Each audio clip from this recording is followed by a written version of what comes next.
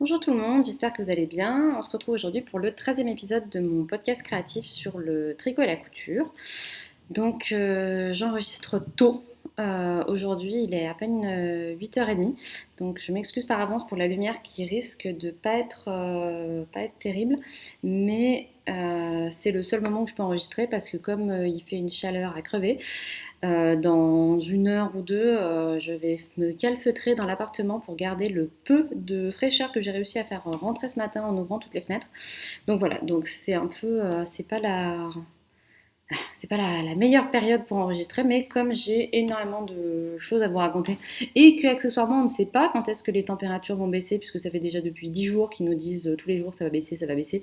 Et là, non. Donc là, moi je suis à Lyon, ils annoncent 4 jours à 36 degrés l'après-midi. Donc c'est formidable. Je pense que c'est pareil pour la majorité d'entre vous. Donc compatissons tous ensemble. Et c'est la fin de ce petit point météo. Promis, on arrête d'en parler. On s'est plaint pendant tout l'hiver qu'il faisait froid. Maintenant il fait trop chaud. Ça ne va jamais. Par contre, un truc qui me fait quand même vraiment, vraiment beaucoup rire. Donc nous, on a beaucoup d'amis en Angleterre et la famille de mon conjoint qui est donc anglaise. Et on voit tous les posts sur Facebook ou sur Instagram des Anglais qui crèvent de chaud. Il fait 26. Donc on voit des commentaires, ah, it's boiling hot. Donc boiling hot, c'est l'équivalent de il fait chaud à bouillir. Et on voit 27 degrés. Alors moi, 27 degrés, c'est la température idéale. Il fait bon, on peut aller se promener, on ne crève pas de chaud, on peut tenir au soleil. 36, beaucoup moins tout de suite. Donc voilà, donc promis, c'est terminé avec la météo. Donc je voulais commencer cet épisode en vous remerciant du fond du cœur pour tous les adorables messages que vous m'avez laissés suite à mon précédent épisode. Ça m'a vraiment énormément touchée. J'ai été vraiment voilà, très, très émue par tous les messages que vous m'avez laissés, que ce soit sur mon blog, sur Instagram ou ici. J'ai pas pu répondre à tout le monde parce que j'ai reçu, je sais pas, 500 commentaires au final, tout réseau confondu. Donc c'était impossible, mais j'ai tout lu et voilà, du fond du cœur, merci. Je suis désolée pour les personnes que j'ai fait pleurer dans mon précédent épisode, ça n'était pas volontaire. On va faire en sorte que ça ne se reproduise pas cette fois-ci. Normalement, cet épisode-là, je ne prévois pas de larmes. Encore que je ne peux pas le garantir parce que les hormones aidant, je pleure à tout va, en gros. C'est-à-dire que déjà aux précédentes vacances scolaires, petite anecdote, j'avais emmené Mathias voir les Schtroumpfs au cinéma. Donc pas trop de risques, hein, ce n'est pas interdit aux moins de 12 ans. Les Schtroumpfs et le village perdu ou un truc comme ça. Et à la fin, je ne vais pas vous spoiler le film, hein, mais il y a un moment un peu difficile avec la Schtroumpfette. Et moi j'étais... oh Dieu, est-ce qu'elle va s'en remettre? Oui, Lise, c'était un film pour les enfants de 4 ans, ça ne peut pas mal finir. Et donc voilà, et puis mon fils qui lui, bien entendu, complètement impassible, et moi, à moitié en larmes parce que... qu'est-ce qui va arriver à la Schtroumpfette, quoi. Donc je peux pas vous garantir que si je perds une maille, je vais pas me mettre à sangloter. On va essayer de se contenir toutefois. Donc comme je vous le disais, j'ai énormément de choses à vous montrer aujourd'hui. Donc on va commencer directement. Donc il y aura une partie tricot, une partie couture et une partie layette en dernier. Je vous inscrirai les temps pour la couture et la layette ici. Et donc c'est parti avec... Ah non, c'est la couture aujourd'hui. Désolée. En fait, je pourrais très bien commencer par le tricot, mais c'est plus que j'ai écrit les notes dans cet ordre-là, donc on va commencer avec la couture. J'ai vraiment beaucoup de choses à vous montrer en couture. Je rapproche le mannequin qui est là avec les projets finis, donc j'en ai vraiment beaucoup. Donc on va faire un peu par ordre chronologique. Donc le premier projet que j'ai fini depuis le précédent épisode, je remets mon t-shirt qui m'énerve. C'est un t-shirt, d'ailleurs, ce que je porte, c'est le patron gratuit de Arsène, de chez Machine. Voilà, de la marque chez Machine. Donc le patron est en téléchargement gratuit sur leur site. Il est très très très bien fait. Je l'aime beaucoup. Le seul problème, c'est ce jersey qui est très joli. Donc c'est un cotton and steel, mais qui n'est pas d'excellente qualité. Donc il était quand même vraiment très cher. Et j'ai quand même une surjetteuse vraiment, vraiment de compète. Et il s'est vachement détendu. Enfin, il n'était pas facile à coudre, il se détendait vachement, même sans tirer dessus. Et du coup, il y a un côté, donc c'est ce côté-là, où ça déconne, quoi. Bon, c'est pas la fin du monde, je le porte quand même. Mais pas le meilleur jersey que j'ai pu coudre. Donc, le premier projet que j'ai fini depuis le dernier épisode, c'était ma robe Arlette. Je vous en avais parlé, donc c'est de République du Chiffon. C'est la deuxième que je fais. J'ai présenté les deux sur le blog si vous voulez voir des photos portées. C'est un patron voilà, très sympa, donc moi je l'ai modifié pour le faire très très ample en bas pour pouvoir y caser le ventre puisque c'est une robe qui est prévue normalement pour être portée avec, enfin je veux dire la taille est resserrée, il va me saouler ce t-shirt. Je le sens. Donc il est prévu, voilà, la taille normalement est resserrée, donc moi j'ai coupé droit et j'ai pas fait on est censé mettre des élastiques sur les côtés, donc moi j'ai pas fait tout ça pour pouvoir la porter bien ample et que le ventre tienne tout l'été. Et sachant qu'avec les chaleurs actuelles, c'est vraiment le genre de robe parfaite parce qu'elle a quasiment aucun poids, il y a bien de l'air qui passe en dessous. La viscose, c'est la Abstract, je sais plus, Brick, je crois, de chez Cousette. Donc c'est une couleur que j'ai pas l'habitude de porter. En fait, c'est un corail très foncé. C'est pas rouge, c'est pas orange, c'est entre les deux. C'est un rouge orangé. Cette viscose, je l'adore. Je crois que c'est ma préférée entre toutes parce que elle est très très facile à coudre, tout en étant fluide avec un très beau tombé. Elle froisse quasiment pas. Là, elle est à repasser, par exemple. Bon, elle est à repasser. Je pourrais limite la porter, quoi. Donc voilà, donc un patron que j'aime énormément et que je referai probablement l'année prochaine en version normale. Donc ça, c'était la première pièce que j'ai cousue pour moi. Ensuite, j'ai cousu le top Alizé. Alors je sais pas pourquoi est-ce que moi je l'appelle Alize parce que j'avais pas vu qu'il y avait en fait après quand je suis allée regarder sur le site de Atelier Scamit, c'était bien Alizé, ce qui est le prénom normal. Donc j'ai cousu ce top. Voilà, donc c'est un débardeur qui se caractérise par un volant tout autour de l'encolure qu'on peut mettre ou pas, et également un volant au niveau de l'empiècement dos, pareil que vous pouvez mettre ou pas. Le patron est très très bien fait. Donc pour le moment il n'existe que en PDF, mais je sais que la version pochette va sortir, je crois dans le courant du mois. Après, les PDF d'Atelier Scamit sont vraiment, enfin moi ils me posent aucun, voilà, vous savez que j'aime pas les PDF, mais ceux-là franchement il n'y a pas trop de soucis parce que il faut pas redécouper les feuilles. Donc ça moi je trouve que c'est vraiment le truc le plus pénible possible, c'est de redécouper les feuilles. Et les marges de couture sont incluses. Donc franchement, on imprime, on scotche. Le scotch, ça prend pas longtemps. Et comme moi, de toute façon, je décalque tous les patrons qui sont en PDF ou en pochette, la partie décalcage, je me pose aucun souci. Donc à part le fait de scotcher, ce qui est quand même pas super long, ça va très vite. J'ai fait une taille, il me semble que j'ai fait 36 au niveau de la carrure et ensuite 38 et je suis allée jusqu'au 40 il me semble au niveau du bas pour pouvoir caser le ventre encore, voilà, toujours pareil cet été. Et en fait je me suis plantée en décalquant de façon complètement idiote sur le bas, c'est-à-dire que le bas en fait on voit moi sur ma version que le devant est clairement beaucoup plus court que le dos, ce qui n'est pas très opportun quand on est enceinte et que le ventre va relever le débardeur. Mais en fait, comme je crois qu'il est prévu pour une stature de 1m70 ou 1m65, et moi je suis 1m57, de toute façon, c'est un débardeur qui était de toute façon assez long sur moi. Et en fait, je me suis plantée parce que justement, comme j'ai changé de taille, je suis passée du 36 en haut au 40 ou 42 en bas. Du coup, j'ai pas pris la bonne ligne d'ourlet. Et au final, j'aime bien le rendu. Donc pareil, il y a des photos portées sur le blog si ça vous intéresse. Et j'aime bien parce que du coup, ça fait voilà, ça fait une sorte de demi-cercle qui tombe bas sur les hanches. Et comme moi, les hanches se développent à l'heure actuelle quasiment plus vite que mon ventre, bah, c'est pas si mal qu'elles soient un peu, qu'elles soient un peu masquées. J'ai utilisé un tissu, donc je pense pas que vous allez voir quoi que ce soit, mais c'est un tissu Folk Fabric que j'avais acheté sur leur stand au printemps des docks à Lyon. Donc Folk Fabric, c'est une marque de conception et création de tissus en France.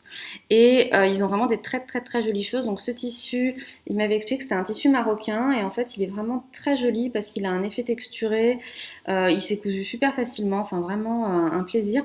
Le patron est très bien expliqué. Donc vous avez des explications écrites et une vidéo d'explication si jamais ça peut vous aider. Moi je trouve que le format vidéo c'est pas mal, notamment pour les débutantes, si jamais les explications écrites sont pas très claires, endroit contre endroit, envers contre endroit, etc. La vidéo, ça clarifie quand même tout ça et ça permet d'être vraiment pris par la main. Donc je trouve que c'est vraiment voilà, c'est une bonne alternative au livret d'instructions. Le patron est prévu pour être fait avec des coutures anglaises. Moi, je n'en ai pas fait, donc j'ai tout cousu à 1,5 cm au lieu d'1 cm et j'ai fini à la surjeteuse parce que mon tissu est super super fluide, mais il n'est pas hyper fin. C'est pas une viscose ou une soie et du coup, c'était pas complètement. Avec les coutures anglaises, ça aurait fait beaucoup trop d'épaisseur. En revanche, c'est vrai que si vous avez une viscose ou une soie, les coutures anglaises, ça fera des finitions vraiment nickel. Johanna explique l'alternative aussi pour doubler le haut, si vous avez un tissu transparent. Donc voilà, donc c'est vraiment un patron que je vous recommande, qui rend très bien. Moi d'habitude, je suis pas trop fan des volants. Je trouve que souvent c'est trop gros, c'est fait, voilà, je suis pas forcément fan des volants. Et là, sur ce top, j'adore parce que je trouve que il est petit, il est bien dosé, la façon dont c'est fait, ça fait de très jolies finitions. Pareil dans le dos, c'est mignon. Donc là, il n'est pas forcément top parce qu'il sort de la machine, enfin, il a à repasser aussi. Donc voilà, donc ça c'est deux vêtements que j'ai fait pour moi.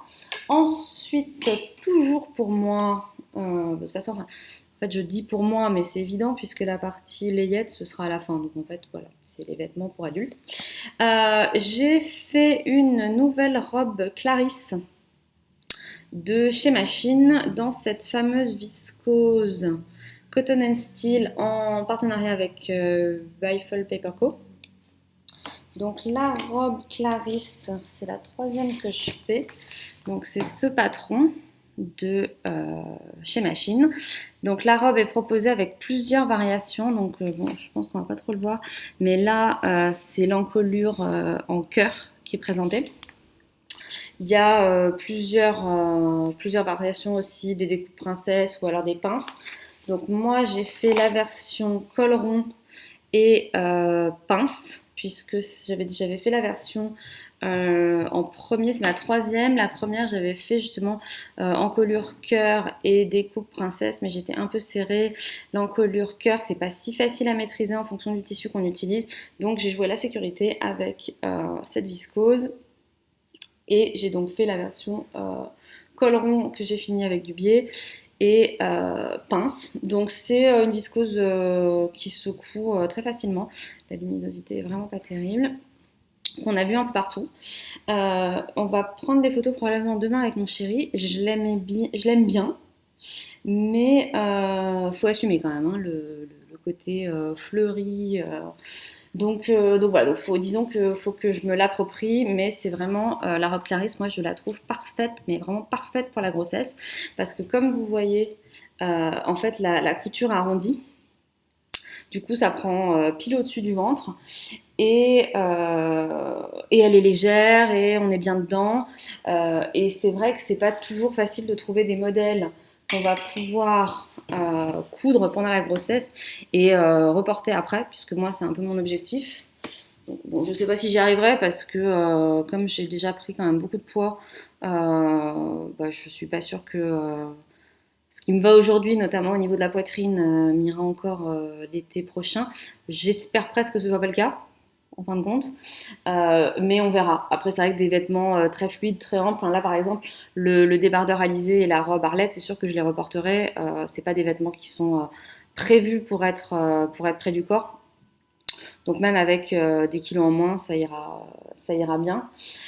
Et donc je vous disais que voilà, la robe Clarisse, pour moi, c'est une très bonne robe qui fonctionne voilà, en temps normal et en grossesse. C'est vrai qu'il y a une autre robe qui est connue pour ça.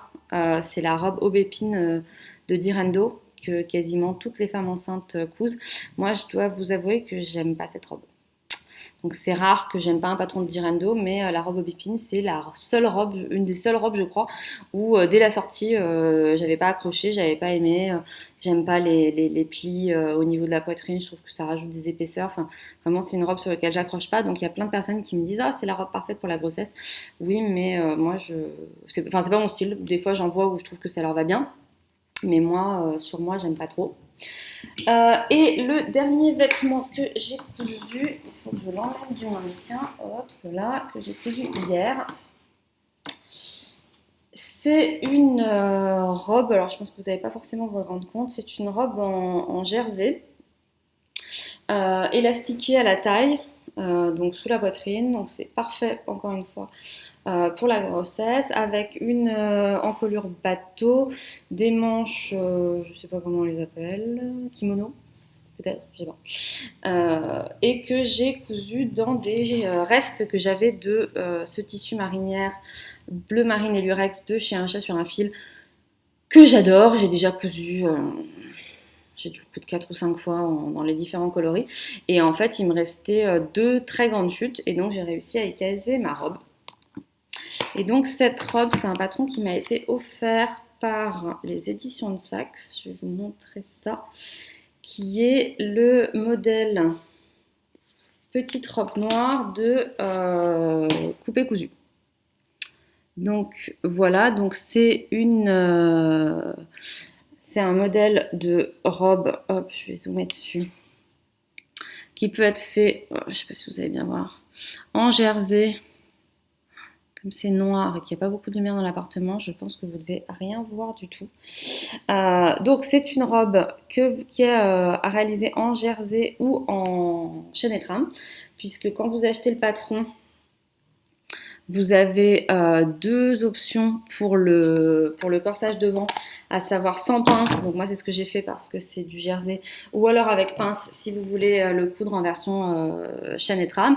Et ensuite c'est une robe qui est plus ou moins droite, avec quelques fronces sous la poitrine, mais finalement très peu. Et c'est un patron absolument tout simple, très facile. Les explications, c'est vraiment un patron qui s'adresse aux débutantes. Les explications sont claires, elles permettent voilà, de bien prendre en main le modèle. Si vous faites la version en jersey, il y a 4 pièces à assembler. Donc c'est quand même tout simple. On vous explique bien si vous avez une surjeteuse, si vous n'en avez pas. C'est assez clair. Donc j'y reviendrai plus en détail parce que là j'ai pas forcément le patron super en tête au niveau des explications sur le blog. Moi ce que j'ai fait, c'est que comme en fait comment dire, pendant la grossesse, beaucoup de personnes mettent des vêtements moulants pour bien mettre en valeur le ventre. Et moi, j'aime bien parce que c'est vrai que c'est mignon. Mais le problème que j'ai, c'est que si c'est moulant au niveau du ventre, c'est moulant au niveau des fesses. Et pour le coup, moi, je vois plein de femmes enceintes qui restent, comment dire, voilà, c'est très joli parce qu'elles ont des formes, où ça leur va bien. Moi, en gros, comme j'ai de toute façon tout le temps une culotte de cheval et des hanches assez larges, le très moulant me va pas trop, je trouve. Et là, même si c'est moulant au niveau du ventre, je veux pas que ce soit moulant au niveau des hanches. Donc, ce que j'ai fait avec cette robe, c'est que j'ai fait une taille 38 pour le corsage et ensuite en bas, j'ai coupé une taille 42 carrément, parce que je me suis dit comme ça les hanches passeront bien. Et après j'avais fait une première version avec un tissu très mauvais choix de tissu, ça allait pas, mais ça m'a permis de valider la taille et du coup j'ai pu rétrécir au niveau du ventre pour que le ventre soit un peu plus moulé, mais que après, juste en dessous, ça reste suffisamment large pour pas que je sois serrée et que ça mette trop en valeur cette partie que je n'affectionne pas plus que ça. Et c'est très bien, c'est exactement le résultat, c'est exactement ce que je voulais. Donc en plus, il y a un fil que j'enlève, voilà. Et la modification que j'ai faite aussi, c'est que j'ai mis un élastique à la taille. Donc j'ai utilisé les élastiques blancs transparents qui sont prévus normalement pour renforcer les coutures d'épaule sur les t-shirts ou justement pour faire des fronces bien réparties sur les jupes ou voilà, là où il y a besoin de fronce en gros. Et c'est vrai que moi, comme j'ai fait 38 en haut, 42 en bas, enfin, la façon dont la robe est prévue d'être droite, ben moi ça allait pas, c'était pas très joli. Donc j'ai changé et j'ai rajouté cet élastique. Je crois que ça s'appelle Framilastique ou Laminette en mercerie. Quand je suis allée en chercher, ils ont mis 2 heures avant de trouver dans ma mercerie de quartier. Ils ont trop galéré. Ils savaient qu'ils en avaient, mais comme personne n'en demande jamais, ils ont mis une plombe à trouver où c'était. Et là, vous la voyez pas porter, mais pareil, on fera les photos bientôt. Je trouve que c'est beaucoup plus joli comme ça, où du coup c'est bien resserré sous la poitrine. Et je suis ravie de cette robe. L'encolure est prévue pour être finie avec une parmenture. Donc ça c'est la même finition que sur la robe Aldaya et c'est vrai que même en jersey ça passe pas mal. Pour la robe Aldaya ce que j'avais fait c'est comme ce jersey, donc j'avais fait exactement le même tissu, comme ce jersey sur l'endroit il pique un peu à cause du lurex. Je voulais pas utiliser le même tissu pour la parmenture parce que du coup il aurait été positionné directement contre ma peau et ça m'aurait pas plu. Donc j'avais utilisé, en plus enfin, je trouve que c'est trop épais de toute façon le jersey pour faire une parmenture. Et du coup j'avais utilisé du jersey de viscose, très fin. Et ça avait vraiment, enfin là je l'ai ressorti pour vérifier, même si elle me va plus du tout, mais la finition était vraiment nickel. Sauf que là j'en avais pas sous la main, voilà ça me saoulait. Et comme de toute façon il n'y a absolument pas besoin d'élasticité puisque c'est une encolure, c'est un col bateau et que ma tête passe sans aucun problème, j'ai fait une finition au biais. Voilà. Bon, c'est pas hyper sur l'endroit, c'est pas forcément sur l'envers, c'est pas forcément top, mais sur l'endroit, voilà, ça fait une finition qui est bien propre. Et voilà, c'est une petite robe toute simple, mais dont je suis franchement ravie. Donc les patrons coupés cousus, je connaissais pas. Je pense que c'est des patrons qui s'adresse vraiment aux débutantes. Et en tout cas, sur celui-là, j'ai trouvé que c'était très bien. On n'est pas, il n'y a pas des tonnes d'explications. Enfin, je veux dire, on n'est pas, on croule pas sous les explications. Il y a quelques pages. Le patron PDF s'imprime très facilement. On reçoit un patron PDF avec autant de fichiers que de tailles. Donc, je crois qu'il y a un fichier où il y a toutes les tailles et un où c'est une taille 36, une taille 38. Donc, si jamais vous avez envie d'imprimer que votre taille, vous pouvez le faire. Et du coup, découper directement dans votre PLS si vous le voulez, sans avoir de doute sur les autres lignes qui se chevauchent. Donc voilà, donc moi j'ai plutôt un retour positif. Ils m'ont offert un autre patron, donc c'est moi qui les ai choisis, hein, c'est pas eux qui m'ont imposé. J'ai choisi aussi un sweatshirt. Mais ça, je le ferai plus tard, donc je vous en parlerai quand ce sera fait. Et voilà pour la couture, donc les projets finis pour moi. Je vais remettre mes trucs sur centre, accrocher là, hop, ouais, excusez-moi. C'est tellement, vous voyez pas, mais c'est un bazar sans nom autour de moi. Donc voilà, j'essaie de m'organiser un peu. Donc les projets finis, c'est fait. Donc les projets à venir. Donc pour les projets à venir, en fait, je vais vous faire en même temps les achats et les projets à venir, puisque comme ça, je vous dis ça, j'ai acheté pour faire ça. Quand je sais. J'ai fait une sélection parce que j'ai acheté beaucoup de choses dernièrement et comme maintenant il y a la partie layette en plus et que j'ai pas envie que le podcast se mette à durer 2h30, je vous présente pas absolument tout ce que j'ai prévu de faire. Donc, au niveau des prochains projets que je compte me faire. Donc, j'ai envie de faire la robe Klein. Est-ce que je peux grossir l'image? Non. C'est bien dommage parce qu'encore une fois, c'est sombre, donc j'ai peur que vous ne voyez rien. Donc, c'est un patron de robe à bretelles, toute simple, avec voilà, un top débardeur, avec ensuite une jupe froncée. Est-ce qu'il y a un dessin technique? Non. Donc c'est la robe Klein de chez Califay Pattern. Donc que j'ai acheté. Alors j'espère qu'il va être bien parce que le patron PDF coûtait 14 $, ce qui est quand même très très cher pour un PDF. Mais ça me plaisait bien. Et je vais le faire dans ce tissu qui, je ne sais pas si c'est du chambray, mais en tout cas c'est un tissu en coton à fine rayure. Voilà, je fais la bonne couleur que j'ai acheté chez Little Fabric et je vais faire du coup je pense le haut avec les rayures verticales et le bas avec les rayures horizontales ou l'inverse, je sais pas encore. Donc voilà, donc ça va être une petite robe toute facile à faire et qui ira bien pour la grossesse et pour les grosses chaleurs, sachant que la robe, le corsage est complètement doublé et moi je vais pas faire ça parce que je trouve toujours ça un peu surprenant de faire des corsages complètement doublés pour des robes d'été où en fait ça va tenir plus chaud, donc je vais plutôt faire des parmentures à la place. Et la robe, j'ai vu les explications, c'est pas mal parce que les bretelles, elles vous donnent le choix soit de faire des bretelles simples, soit de faire des bretelles réglables comme pour un soutien-gorge. Et c'est vrai que c'est pas complètement idiot, notamment par rapport voilà enfin moi ça m'arrange de pouvoir faire avec des bretelles réglables parce que pour l'année prochaine, en fonction de la taille que je ferai à ce moment-là, peut-être que j'aurai besoin de remonter ou de redescendre je doute, mais de remonter un peu les bretelles, donc je vais faire ça.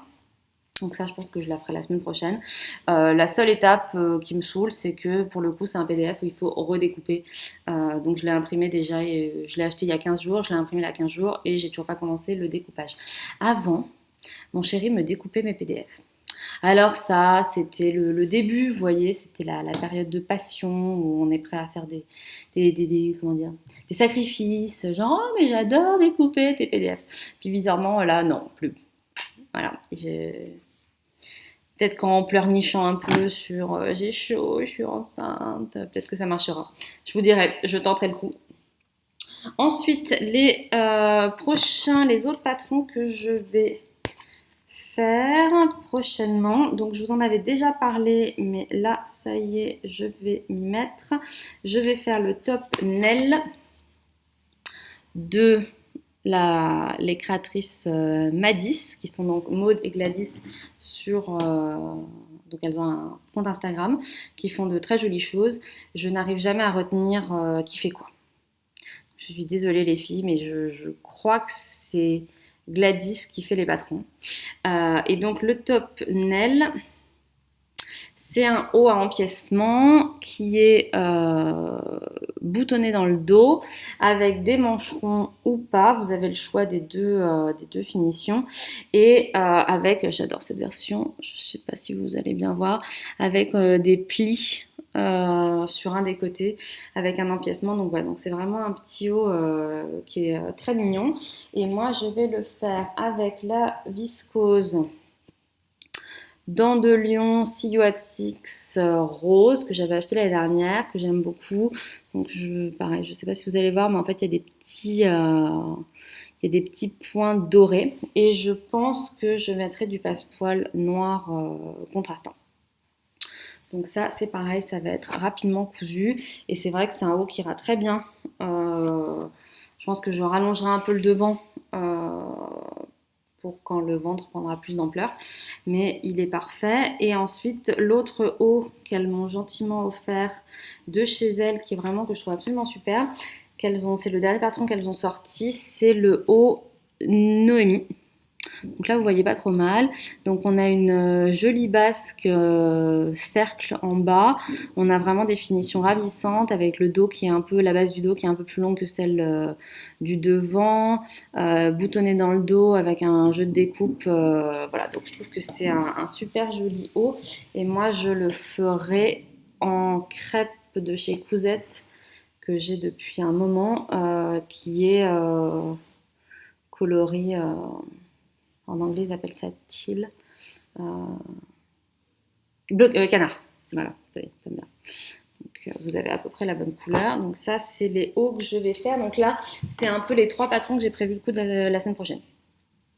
Parce que là, on est mercredi, mais demain soir, on a la famille de Tim qui, enfin, sa sœur et son beau-frère qui viennent passer 4 jours à Lyon. Donc clairement, je vais faire de couture pendant cette période-là. Donc au mieux, je préparerai mes patrons pour la semaine prochaine. Ensuite, les autres patrons qu'il faut absolument que je fasse, je vous en avais déjà parlé. Ça, il faut vraiment que je le fasse rapidement parce que Elsa m'a offert le patron il y a longtemps du Sweet Callisto de Urban Ferry.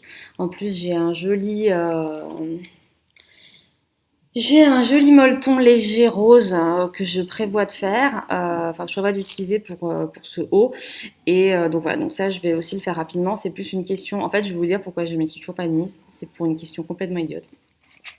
C'est parce que sur le devant, il y a 2 grands volants qui sont très jolis et qu'il va falloir les finir au rouloté. Et c'est complètement idiot, mais je fais un blocage sur le rouloté. Alors que, avec mon ancienne surjeteuse, c'était impossible. J'avais essayé, ça marchait absolument pas. Mais avec ma nouvelle machine, c'est complètement idiot, avec ma nouvelle surjeteuse, parce que j'ai tenté le coup. Et le rouloté est superbe et il se fait hyper facilement. Mais allez savoir pourquoi, je garde ce blocage de la finition roulotée, c'est pas facile. Donc, il faut juste que je le fasse parce que, comme je vous dis, j'avais fait un test une fois, trop facile, trop joli. Voilà, le blocage idiot. Je ne sais pas si vous en avez, vous aussi, des blocages idiots en couture ou en tricot. Un truc. Voilà, c'est comme. Moi, je me souviens, les torsades en tricot, je me disais, non, ça doit être tellement compliqué, quoi. Et du coup, pendant des années, j'ai pas fait de torsade. Jusqu'au jour où je me suis dit, allez, c'est bon, lance-toi. Non, mais les torsades, quoi. Le truc le plus facile à faire possible en tricot. Mais quand on se met dans la tête qu'un truc est difficile, ben, on prend un temps fou avant de le faire. Alors, voilà, il n'y a pas de difficulté. Donc, Callisto sera fait rapidement.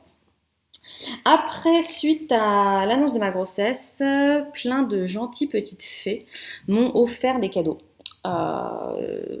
Trop gentil, j'ai envie de dire.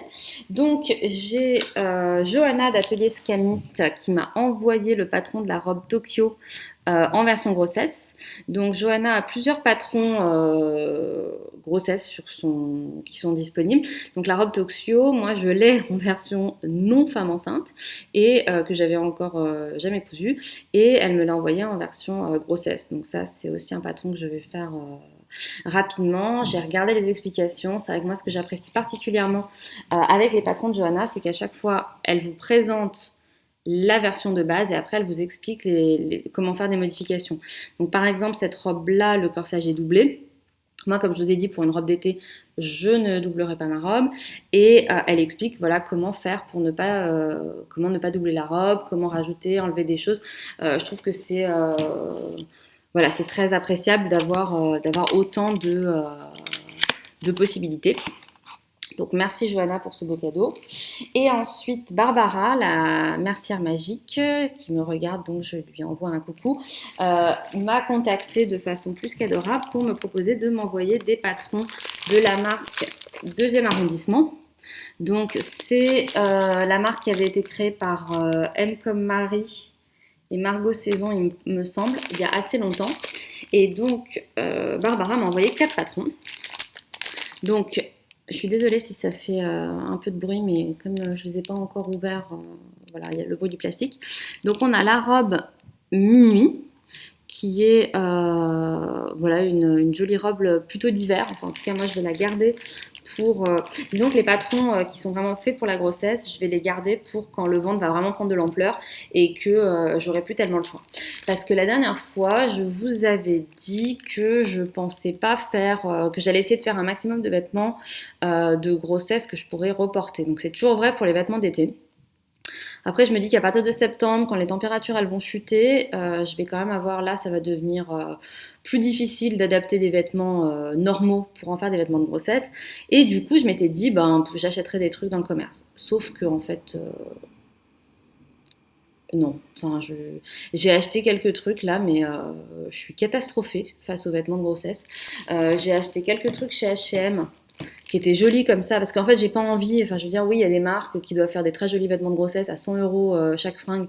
Moi, j'ai pas du tout envie de mettre 100 euros dans un vêtement que je vais porter pendant quelques mois. Et du coup, je m'étais dit, bah, H&M, ça ira très bien. Donc j'ai acheté quelques jeans. Donc il y en a un qui est très bien, les deux autres c'est une catastrophe. Ils ont été lavés, je les ai lavés 2 fois, mais ils ont plus de forme, ils boulochent, enfin vraiment mais une qualité mais déplorable. C'est le moment où ça me rappelle que je m'habille plus tellement, enfin je m'habille plus dans ce genre d'enseigne du tout. C'est-à-dire que moi si j'ai envie de me faire un t-shirt, même les vêtements les plus basiques, si j'ai envie de les faire, ça me revient au même prix. Au final, je vais acheter 80 cm de jersey à 12 euros le mètre, ça me fait 10 euros mes 80 cm. Et je vais avoir un t-shirt qui va être bien mieux fini et de meilleure qualité en 100% coton. Bon, ceux de H&M aussi sont en 100% coton, mais qui va beaucoup moins boulocher. Là, j'ai acheté du coup ces jeans qui sont limite à mettre à la poubelle. Je les ai achetés il y a un mois. Et je me suis acheté une robe en jersey et un haut en jersey qui sont jolis. À porter, ils sont jolis. Les finitions sont mais catastrophiques. Genre la robe, les manches sont laissées à cru. Euh, Du coup, comme c'est pas du jersey de très bonne qualité, c'est assez filoche. Enfin, cata. La robe, je l'ai portée quelques fois et c'est vrai que franchement, elle était sympa. Sauf que après lavage, à chaque lavage, elle se détend. Donc là, ça devient complètement indécent au niveau de la poitrine. C'était une robe qui était élastiquée sous la poitrine, bah, ça descend de plus en plus bas. Le t-shirt, pareil, il est vraiment joli, mais je l'ai porté quelques fois. Il bouloche complètement, mais complètement du côté du sac. Euh, c'est normal d'avoir des bouloches au bout d'un moment, mais pas au bout de 15 jours. Donc bref, voilà, les vêtements de grossesse du commerce, je trouve que c'est une cata. Et du coup, je pense que je ferai sûrement des vrais patrons de grossesse après les vacances. Donc celle-là, c'est sûr et certain que je la ferai pour les derniers mois. Ensuite, elle m'a envoyé le H24. Donc il y a un patron de débardeur et de top, donc on peut y mettre des manches. Donc ça, je pense que je vais le faire avec quelques jolis cotons dans cette version-là pour l'été. Elle m'a envoyé la veste 11 heures.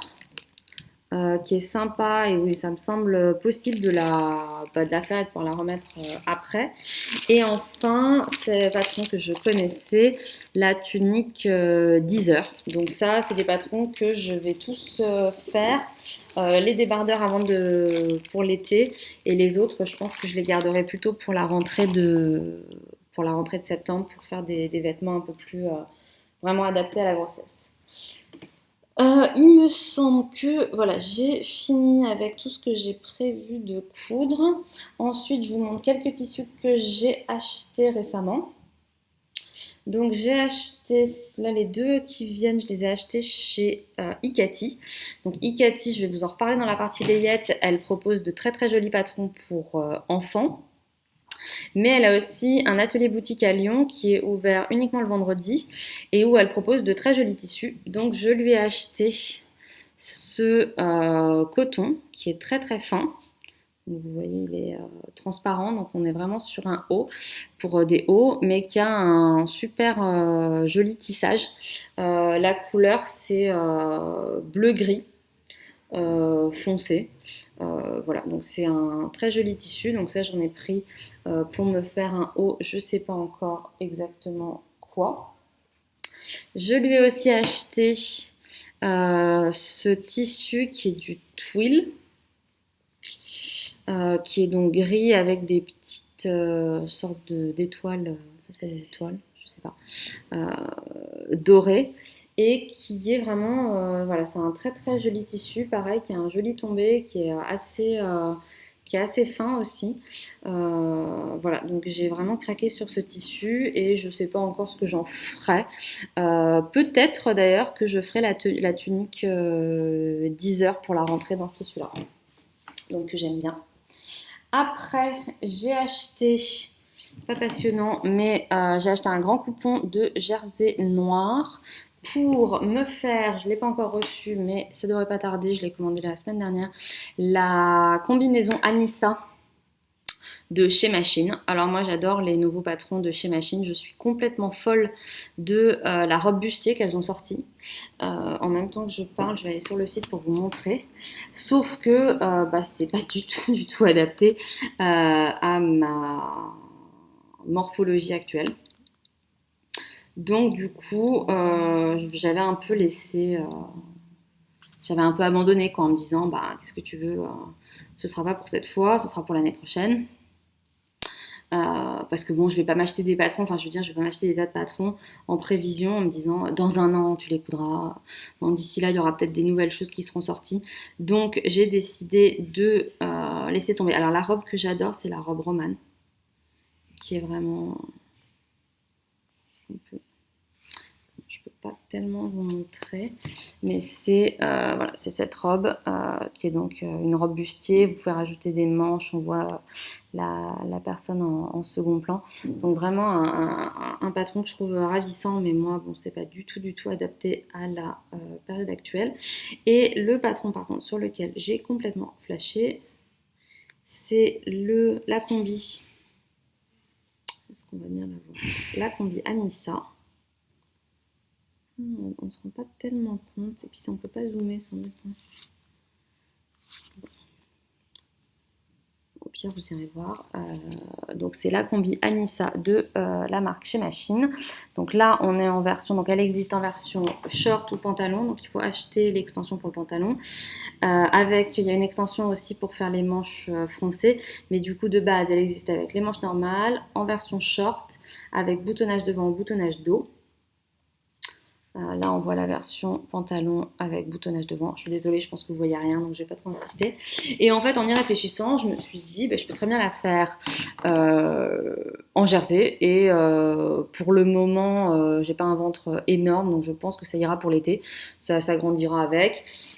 Et voilà, donc comme j'ai vraiment très envie de la faire, j'ai acheté du jersey noir d'assez bonne qualité chez l'Atelier de la Création. Et il faut aussi que je fasse un t-shirt pour mon petit garçon pour vendredi. Parce que vendredi, ils annoncent donc toujours 36 degrés à l'ombre. C'est le spectacle de fin d'année de mon petit lapin. Et ils doivent être habillés avec un t-shirt noir en haut. Ce qui me paraît être doublement une riche idée. Premièrement parce que les petits vont crever de chaud en noir en plein cagnard. Et deuxièmement, vous allez rigoler, mais trouver un t-shirt tout noir dans le commerce, c'est hyper difficile. Donc l'autre jour, mon fils me dit oui, la maîtresse, elle a dit que quand même ça coûtait pas cher d'en acheter un. Ah mais c'est pas la question. Moi si OKD faisait un t-shirt noir à 7 euros, il n'y a pas de problème, je l'aurais acheté. Sauf qu'ils en font pas. Les enfants, on les habille rarement tout en noir. C'est-à-dire que des t-shirts noirs avec des inscriptions, il y en a des tas. Mais avec une maman, on s'est réparti les boutiques à faire pour enfants.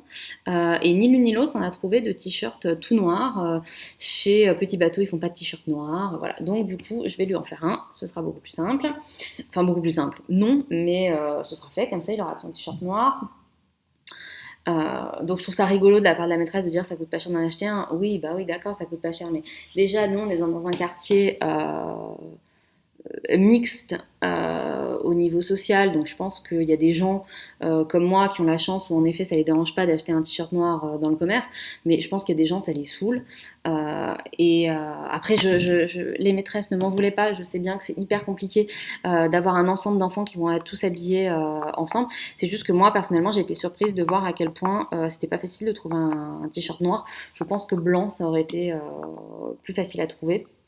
Donc voilà, donc en tout cas, je vais faire son t-shirt à mon fils. Et le dernier tissu que je voulais vous montrer, c'est ce jersey qui m'a été gentiment offert par tissu.net. Donc tissu.net, je ne sais pas si vous vous souvenez, j'avais eu une expérience mitigée avec un jersey que je leur avais acheté pour faire, où j'avais fait une aldaya. À rayures grises et où j'avais trouvé que le jersey était de mauvaise qualité. Alors, deux choses. Premièrement, il y a tellement de personnes qui disent que les jerseys de tissu.net sont super qualité, notamment celui-là, je l'ai vu chez Eleonore, la créatrice de Direndo, qui l'a cousu en robe de grossesse, elle aussi, et qui disait qu'il était super. Donc, bon, j'ai eu envie de lui faire confiance. Et puis, j'ai bien aimé le coloris, donc je ne me suis pas pris la tête, j'ai demandé à recevoir le même. Et aussi, l'expérience malencontreuse que j'avais eue avec ce jersey qui se déchirait. Je me demande quand même beaucoup si c'était pas lié à ma surjetteuse parce que c'est un des derniers vêtements que j'ai cousu avec mon ancienne surjetteuse avant qu'elle me lâche et qu'elle me fasse plein de conneries avec le vêtement suivant. Donc c'est bien possible que en fait c'était pas le tissu qui était en cause, mais plutôt ma surjetteuse qui du coup, je sais pas, est-ce que les aiguilles étaient émoussées, mais peut-être que les trous que ça m'avait fait en piquant, c'était plus la machine que le tissu. Donc en tout cas, je vous dirais pour celui-là. Donc en tout cas, pour le moment, ce tissu de prime abord, en tout cas comme ça, il a l'air vraiment top. On verra après à l'usage, mais il a une bonne tenue, il a une bonne élasticité, la couleur est super, super jolie. Donc pour le moment, je suis bien contente. Je sais pas encore ce que je vais en faire, j'en ai 2 mètres, donc il y a de quoi faire. J'hésite entre refaire la robe coupée cousue comme celui-là, ou me faire une robe plantain de grossesse. Mais je sais pas trop parce que la robe plantain, j'ai quand même l'impression qu'elle nécessite un tissu plus fluide pour être jolie.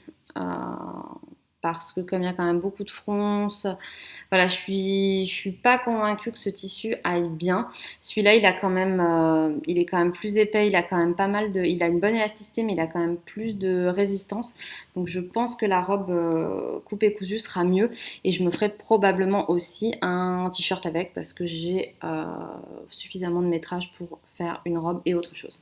Donc voilà, donc là, ceux-là, ils seront cousus prochainement. Je vous en dirai plus à ce moment-là. Et je pense que... Ah non, j'allais dire j'en ai fini avec la partie couture, mais en fait, non, il me manque quelque chose à vous montrer. Je ne sais pas où je l'ai mis.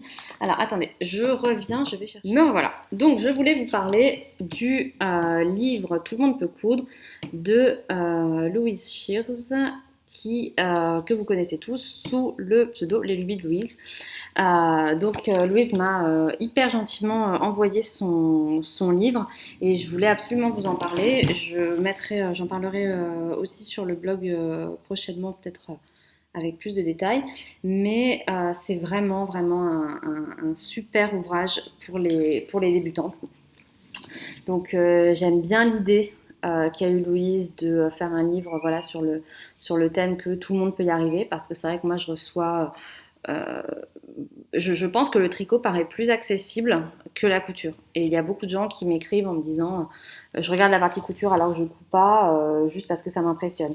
Et là, ce qui est génial dans ce livre, je trouve, c'est que en fait, très souvent, moi, les livres que j'ai pu voir en couture, soit c'est des livres de patron, et dans ce cas-là, les explications techniques vont être très limitées. Enfin, très limitées, vous allez avoir vraiment les bases, poser un biais à cheval, poser un biais rapporté, et puis basta, mais le cœur du livre, ce sont les patrons, avec des planches. Soit vous allez avoir des livres un peu en mode Bible, avec énormément d'explications, mais où finalement on s'y perd et on ne sait plus tellement ce qui est important ou pas. Dans le livre de Louise, le principe c'est que 15 leçons pour réaliser facilement à la machine à coudre, robe, jupe, trousse, sac. Et donc elle revient vraiment pas à pas sur toutes les étapes. Donc là par exemple vous allez avoir comment on enfile une machine. Donc le point se fait en 4 étapes, comment est-ce qu'on fait une canette. Très souvent elle met des petits encarts avec ça c'est important, n'oubliez pas. Il y a des photos, les photos sont toutes très jolies. Enfiler le fil supérieur. Ensuite, on a un SOS, j'ai un problème, avec tous les cas que vous pouvez rencontrer. Ça paraît être des détails, mais moi, quand j'ai commencé à coudre, par exemple, j'ai eu des tas de soucis. Et quand on va moi, j'allais sur Internet pour chercher, je trouvais pas forcément les explications. Et là, je vais vous dire, dans le SOS, je vais pas tout vous lire, mais il y a toutes les réponses que moi, j'ai apprises au fil de l'eau en galérant. C'est-à-dire que par exemple, le fil en premier, elle met votre couture n'est pas jolie, des points sautent, des nœuds se forment sous le tissu, votre fil ou votre aiguille sky. Aïe aïe aïe, avant d'en vouloir à votre machine ou pire encore à votre savoir-faire, il y a quelques petites vérifications d'usage à effectuer. Bah, c'est exactement ça, c'est-à-dire que moi il y a des moments où je ne comprenais pas ce qui se passait, je me demandais si c'était moi qui m'y prenais mal, c'était ma machine qui était pourrie, et après elle vous explique le fil utilisé, l'enfilage, la canette, les étapes. Et c'est vrai que par exemple, moi je m'étais rendu compte que du fil de mauvaise qualité, ben, la machine, elle peut refuser de l'utiliser. Donc, les machines sont capricieuses et un fil basse qualité, moi, je me souviens que j'avais acheté des bobines, par exemple, chez Ikea. Laissez tomber, moi, ma machine, même mon ancienne machine, la première prix, n'a jamais accepté d'utiliser les... dès que j'enfilais le fil Ikea, de toute façon, elle n'arrivait pas à coudre avec. De la même manière, des fois, on va avoir une couture qui va être pourrie. Ben, en fait, c'est parce que votre aiguille, elle est émoussée. Le fait qu'une aiguille soit émoussée, ça ne se voit pas à l'œil nu, mais en changeant l'aiguille, ça va peut-être résoudre le problème. Donc, tout ça, ça aide. Ensuite, donc là, je suis au début du livre. On a la boîte à couture avec tout ce qui est nécessaire, à quoi ça sert. Moi, il y a plein de choses que je connaissais pas qui sont expliquées dans ce livre que j'ai découvert à force d'explications. Il y a une partie sur les tissus, préparer son projet. Donc voilà, pareil, préparer son projet, décatir le tissu. Donc c'est le fait de le laver avant de l'utiliser. Bah, ça peut paraître, moi, ça me paraît évident maintenant. Quand j'ai commencé à coudre, je ne le faisais pas et j'ai eu des très mauvaises surprises avec des tissus que je n'ai pas lavés, que j'ai cousus. Et au premier lavage, ils ont rétréci. Et du coup, bah, la robe, je rentrais pas dedans. Enfin, plus dedans. Donc, tout est expliqué en détail. Et ensuite, on commence. Après, il y a on va dire le vocabulaire, épingler, bâtir, surfiler, voilà. Et ensuite, on rentre dans les leçons. Et alors ça, moi, j'ai trouvé ça super parce que tout le livre est conçu autour de... on a une leçon, donc les différents points, et une réalisation à faire. Donc, pour les différents points, après... Pour s'entraîner, on a réalisé un cadre de couturière et vous avez le guide en fin de livre. Hop, pour le faire. Donc c'est des petites choses, mais ça permet d'avoir un petit accessoire qui est joli et qui vous aura entraîné à coudre différents points, à le faire bien droit. Après, on va avoir coudre un ourlet et la réalisation à suivre, c'est faire une nappe. Et tout le livre est pensé comme ça, avec des leçons qui vont vous permettre de progresser. Et à chaque fois, rien qu'en apprenant une technique aussi basique que faire un ourlet, donc quand on dit faire un ourlet, Louise, elle vous explique vraiment plein de choses sur les ourlets. C'est pas simplement plier votre tissu 2 fois et cousez-le. Il y a beaucoup plus d'informations que ça. Et en fait, tout le livre est conçu comme ça, avec à chaque fois, on a une réalisation, à chaque leçon, un peu plus complexe. Voilà, coudre une coulisse, et après, vous pouvez faire voilà, un pochon, et ainsi de suite.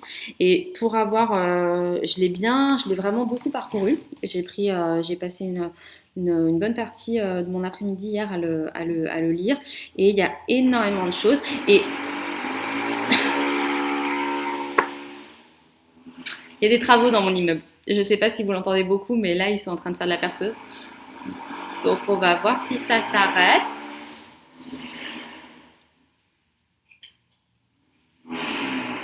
Ça s'arrête pas. Bon, j'ai l'impression qu'ils ont arrêté, on va voir.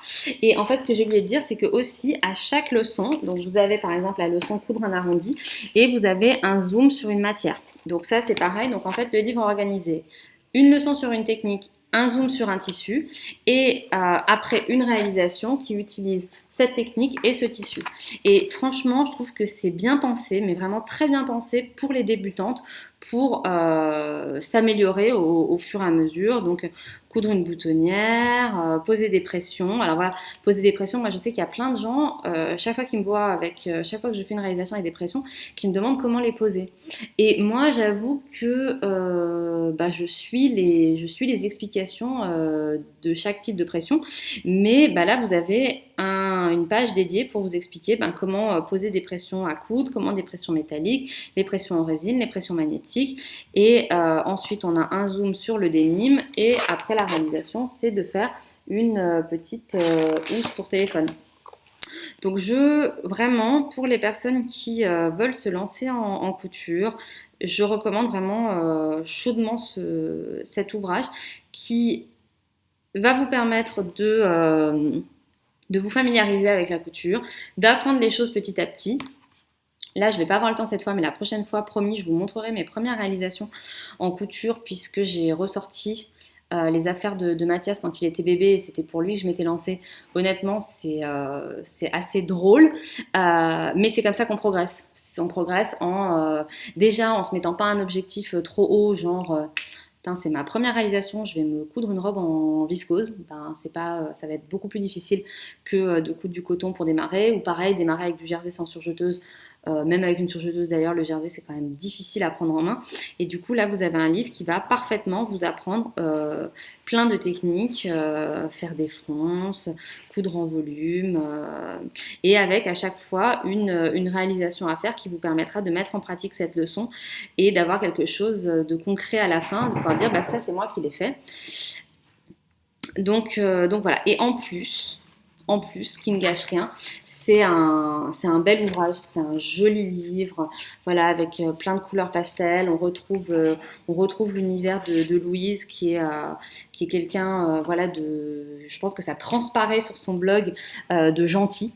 Je pense que vraiment c'est juste évident que c'est une fille adorable, qui est gentille, qui a la passion de la couture, qui la partage depuis des années. Pour moi, le blog Les Lubies de Louise, c'est un des premiers que j'ai trouvé. Ça fait je sais pas, ça fait 10 ans qu'elle coud, je sais pas, et toujours avec la même passion, avec la même envie de partager son savoir.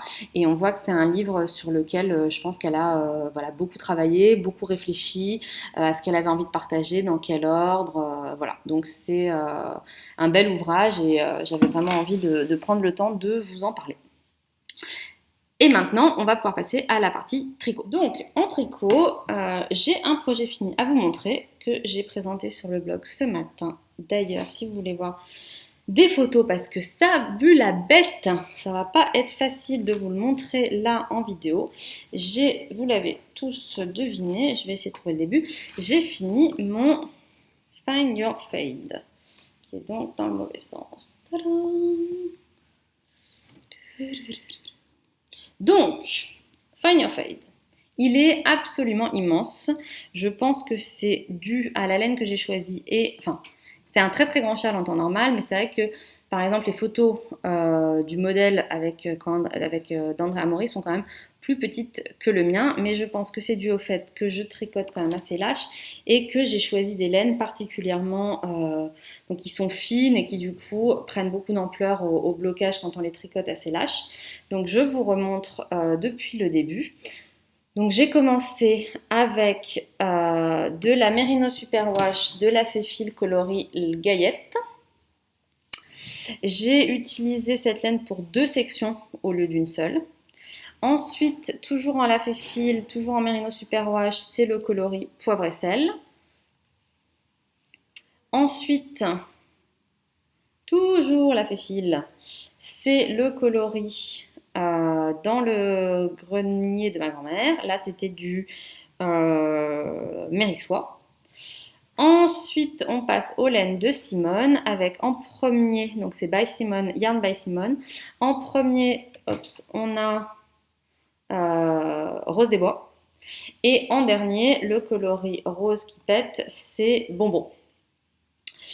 Et ce châle fait 4 mètres d'envergure. Il est léger au possible. J'ai adoré le tricoter, même si finalement j'ai mis plus de temps que prévu parce que j'ai fait une pause layette. Mais en fait, j'avais fait les 3 premières couleurs en un tout petit peu plus d'une semaine. Et après, par contre, j'ai eu 2 moments de démotivation. Premier moment de démotivation, c'est quand j'ai été à court de laine parce que j'ai demandé à Simone de me teindre un écheveau de bonbons, mais elle n'est pas aux pièces, hein, la copine, et elle l'a fait très très rapidement, mais néanmoins, comme moi je tricote tous les jours, j'ai dû attendre peut-être 4-5 jours avant. Ah non, c'est pas ça, c'est qu'en plus on est parti en Italie. Donc en fait, il est arrivé à la maison. Donc en fait, je pense que comme j'en avais discuté avec Simone, quasiment quand j'ai fini les chevaux, quand j'ai fini ce que j'avais en stock, elle me l'a envoyé. Donc j'aurais dû le recevoir 2-3 jours plus tard, mais finalement j'étais On était en Italie, donc le temps que je rentre et tout. Donc ça m'a un peu coupé dans mon élan et du coup, je me suis mise à faire de la layette. Et aussi, l'autre démotivation, c'est le moment où mon chat est venu faire scouche couche couche dans mon châle. Il est juste là. Il est toujours en vie. Hein. Voilà, je le vois, il se promène là. Mais j'étais folle. Donc en fait le problème c'est que ça m'a tiré plein de petits fils. Donc j'ai passé une plombe avec un crochet à retirer toutes les mailles pour les remettre comme il faut. Donc au final c'est pas la catastrophe, mais ça m'a un peu démotivée. Après il y a un autre moment où c'est vrai qu'il y a quand même beaucoup de mailles.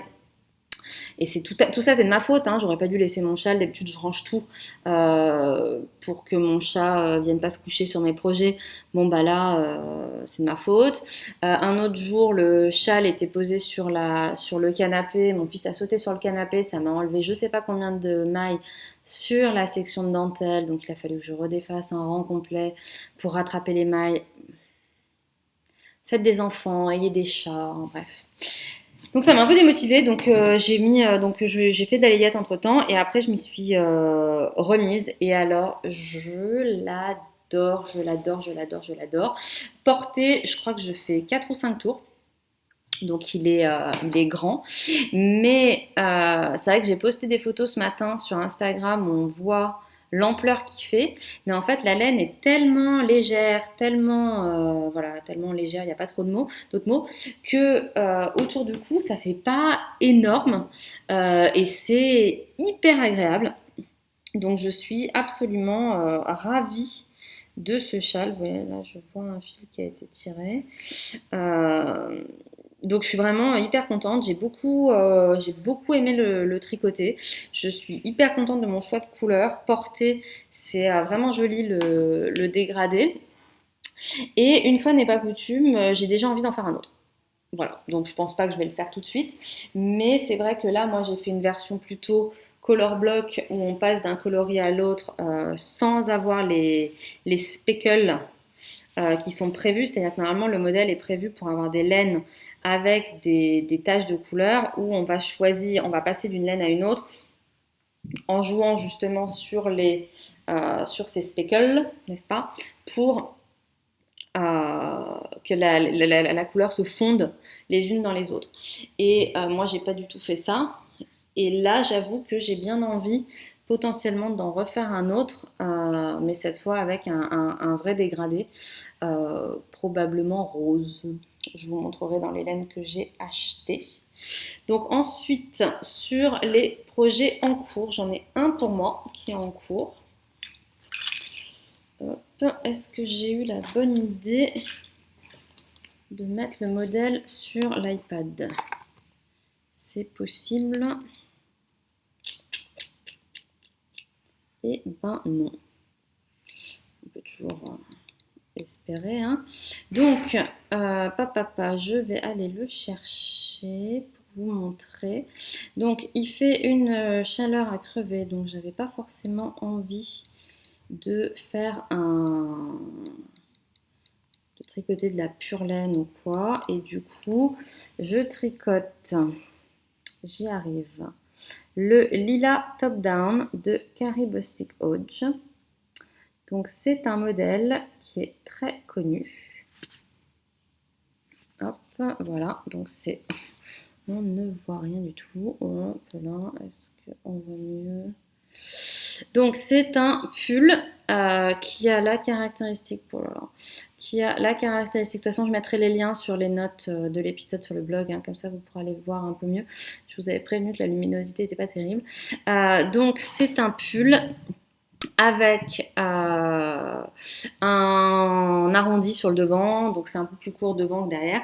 C'est un pull qui est hyper connu dans sa première version. Donc Carrie l'avait lancé, je sais pas, il y a très longtemps j'imagine, tricoté à plat en différents morceaux. Donc moi c'est un pull que j'avais repéré mais il y a une éternité. Hein. Et quand j'avais vu qu'il se tricotait à plat, j'avais complètement abandonné, j'avais pas du tout envie de tricoter un modèle comme ça à plat. Et récemment, j'ai vu sur Instagram quelqu'un qui tricotait une version qui s'appelait le Lila Light. Donc normalement, c'est un pull qui se tricote en worsted. Et en fait, ça m'a mis la puce à l'oreille de me dire, ah bah tiens, comme c'est un peu un best-seller, puisqu'elle a fait une version euh, en fingering, donc la version Lila Light, peut-être que la version, peut-être qu'il y a aussi d'autres déclinaisons. Et donc je suis allée regarder, je me suis rendu compte qu'en effet, elle avait lancé ce modèle également en version, donc il y a le Lila qui est la version de base tricotée à plat en worsted. Ensuite on a le Lila Light qui est en fingering, je ne sais pas s'il se tricote en rond ou pas. Et elle a lancé le Lila Top Down, qui est celui que je fais, qui est donc exactement le même pull, mais tricoté de haut en bas, sans couture. Et donc, moi, je l'ai commencé dimanche. Et il est complètement addictif. Donc en fait, j'ai beaucoup hésité à savoir ce que j'allais faire de cette laine. Donc je le tricote en coton. Wear Knitter, coloris terracotta, que Wear Knitter m'avait très gentiment offert. Donc je suis totalement fan de la couleur. Je pense que vous ne le voyez pas super bien, mais il est un peu plus foncé, je pense, que ce que vous voyez. Voilà, c'est peut-être plus comme ça. Mais je ne me rends jamais trop compte de toute façon sur le retour caméra des vraies couleurs. Et j'avais super envie de le tricoter, mais j'ai passé un temps à écumer Ravelry pour trouver un modèle qui me plaise parce qu'il n'y avait rien qui m'enthousiasmait. Soit ça faisait pas suffisamment été. Voilà, j'arrivais pas à trouver un modèle qui me convienne. J'avais pas envie d'un débardeur ou d'un pull à manches courtes parce que je me rends bien compte que même si c'est du coton, c'est quand même plus chaud qu'un tissu et du coup moi en plein été j'ai pas envie de porter un pull à manches courtes. En revanche, j'adore porter des pulls en coton, j'en ai plusieurs du commerce. Donc voilà, donc je voulais trouver le bon modèle et quand j'avais pensé déjà au lilas, je m'étais dit laisse tomber, j'ai pas envie de tricoter un pull comment euh, en morceaux quoi, à plat. Et là, je suis juste ravie. Donc j'en suis à, voilà, j'ai quand même bien avancé. Je le tricote en aiguille 4,5. J'en suis peut-être, je sais pas, j'ai dû faire 10 centimètres sous la séparation des manches. Voilà, ça doit être à peu près la bonne couleur.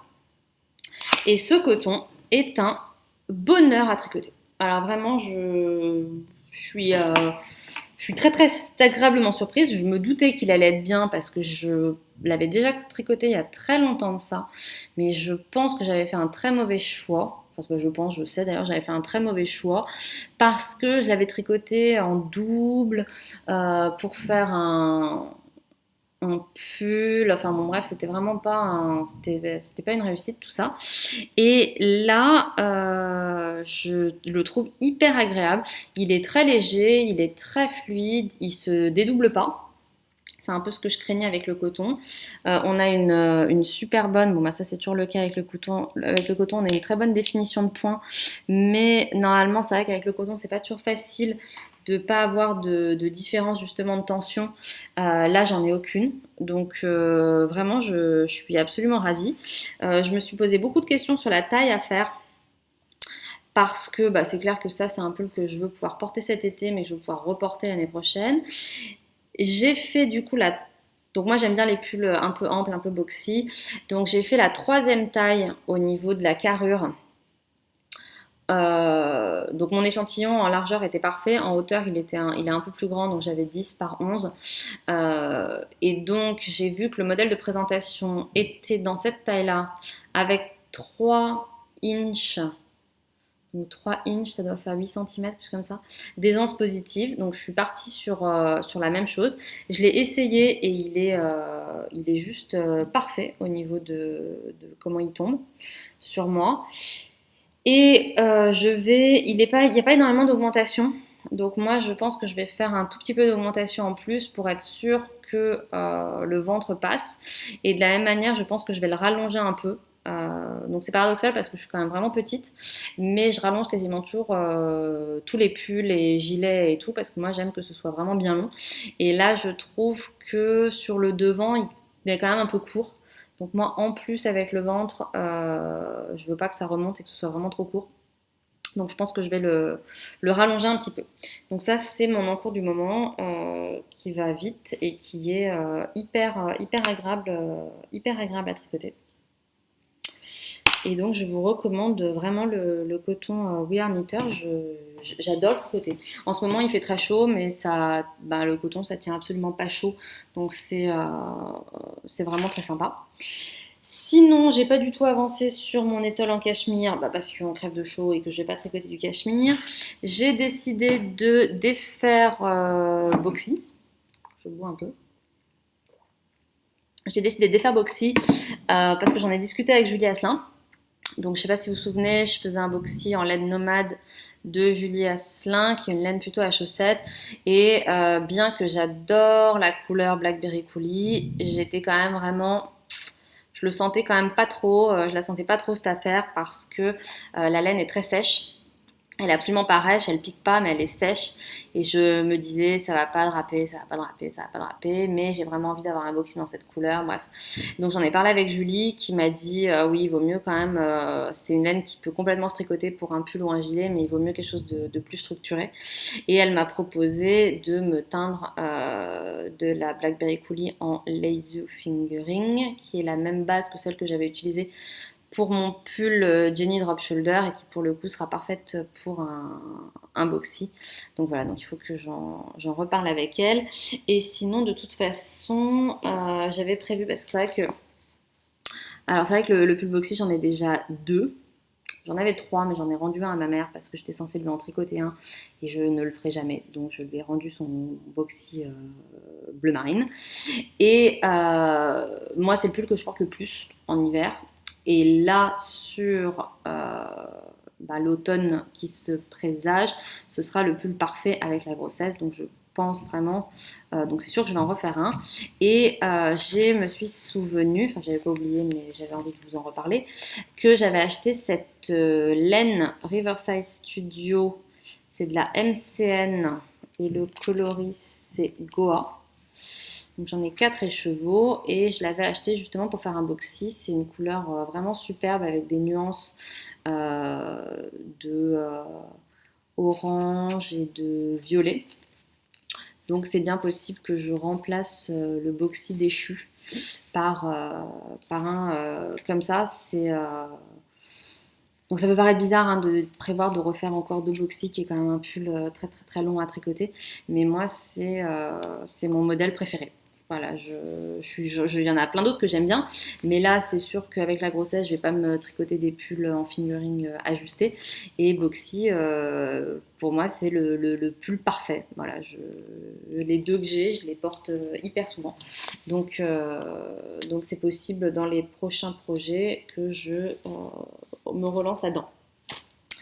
Et enfin, je termine avec les achats. Donc j'ai pas énormément de choses pour moi, mais j'ai quand même craqué chez The Wool Barn. Je vous montre l'étiquette. Pour 3 écheveaux rose, rose, rose. Donc j'aime beaucoup la laine de Maya. J'en ai déjà tricoté plusieurs fois. C'est vraiment une très très très belle laine. Et en fait, comme je vous ai dit, j'ai déjà envie de refaire un Boxy un Boxy. Oui, un Boxy, mais aussi un Find Your Fade. Et j'ai envie de faire un Find Your Fade cette fois en dégradé de rose. Ne changeons pas une équipe qui gagne. Et donc j'ai pris ces laines et là je lui en ai commandé 2 de plus d'ailleurs, une plus claire et une plus foncée pour avoir les 5. C'est possible en plus que dans ces coloris, j'arrive dans mes restes à trouver de quoi faire vraiment les 7 couleurs pour avoir vraiment de quelque chose de très très clair à quelque chose de très foncé, puisque je ne vous l'ai pas dit, mais mon Find Your Fade, je l'ai adapté pour le faire à 5 couleurs et pas 7. Et j'avais trouvé une boutique française qui faisait des jolies laines nuancées, mais les écheveaux étaient à 23 € sans compter les frais de port, alors que les écheveaux de Maya sont à 17 livres, je crois. Il y en a même un que j'ai acheté à 14 parce qu'il y a un défaut. Mais genre le défaut, c'est un nœud c'est un nœud dans les chevaux. Ce que je trouve incroyablement honnête parce que des nœuds dans les écheveaux, ça arrive. On sait que ça n'est pas la faute de la teinturière. Donc vendre des chevaux moins cher pour ça. Et en gros, j'ai calculé que ça me revenait vraiment beaucoup moins cher d'acheter des écheveaux à Maya à 17 livres, surtout avec la livre qui a chuté récemment par rapport à l'euro, que d'acheter des écheveaux en France à 23 euros. En fait, même avec les frais de port sur le site de Maya, ils sont vraiment pas chers. Donc voilà, donc j'ai pris trois. Donc j'en ai pris trois. Donc le premier, c'est de la Sparkle Sock Gold coloris Sugar Plum. Hop. Donc on est sur un gris avec des nuances de rose, je ne sais pas comment vous le montrer, et avec un peu de stellina doré. Ensuite, j'ai pris un Smooth Sock coloris Pétale, qui là est une laine donc rose, encore une fois, un peu plus soutenue, avec un peu de nuance, mais pas énormément. Donc on a une laine nuancée, mais peu, on va dire, voilà. Et en dernier, j'ai repris de la Sparkle Sock Gold. Donc là, ça c'est des laines qu'elle teint de façon, enfin des lots uniques. Et c'est la Single Batch 50. Donc ça, une fois qu'ils sont vendus, il n'y en a plus. Et là, on est sur une laine qui a plus de nuances. Avec, voilà, on voit qu'il y a des, là vous voyez bien, on voit qu'il y a des nuances, voilà, que la base est quand même un rose très clair avec des nuances de rose plus foncé, il y a un peu de marron et il y a encore du stellina doré. Je vais essayer de vous remontrer celle-là, si vous voyez mieux. Donc voilà, donc là j'ai trois coloris qui se fondent bien. Hop. Bon, la lumière, c'est cata. Et j'en ai commandé deux de plus que je devrais recevoir dans la semaine. Et je pense que c'est tout pour les achats. J'ai un livre à vous montrer dont il faudra que je vous parle. C'est Tricot et pull marin, qui est un livre absolument superbe qu'on m'a offert. Donc c'est un livre de patron de la mer du Nord à l'océan Atlantique. Donc on a énormément de torsades, de motifs texturés, sauf que là avec la lumière, je pense que ça va être impossible de vous montrer beaucoup bien parce que les photos sont souvent un peu sombres. Donc je pense que je vous en parlerai plus en détail la prochaine fois. On a beaucoup de modèles, donc moi j'adore. Hein. Voilà, vous voyez, on voit absolument rien, c'est la peine, donc j'abandonne. Mais il y a beaucoup de modèles texturés à torsade.